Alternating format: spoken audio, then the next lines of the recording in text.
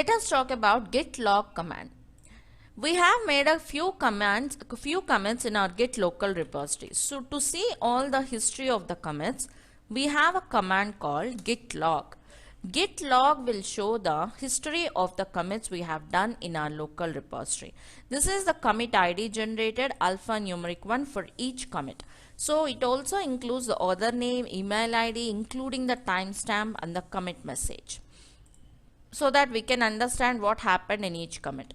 If we want to see a brief log, we have git log one line, so that it will show the first 7 characters of each commit ID. First 7 characters of each commit ID are enough to refer for the commit. You need not use the entire commit ID. First 7 characters are enough to refer to the commit. So git log one line command will show the brief log including a short commit ID and then the commit message.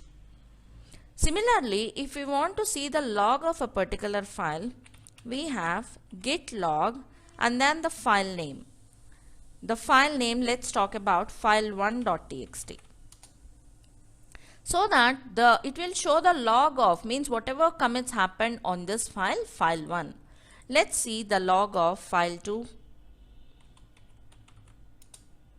Here we can see the log of file2 which has got only one commit.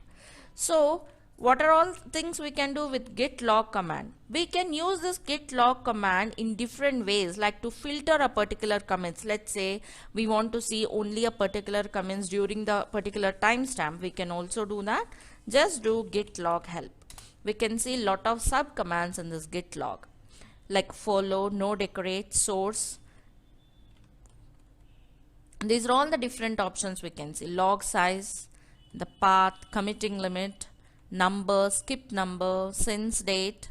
Here we can see show commits more recent than a specific date. So if you want to see the commits during a particular time period, that is also possible. So these are all the different sub commands you can use with the git command.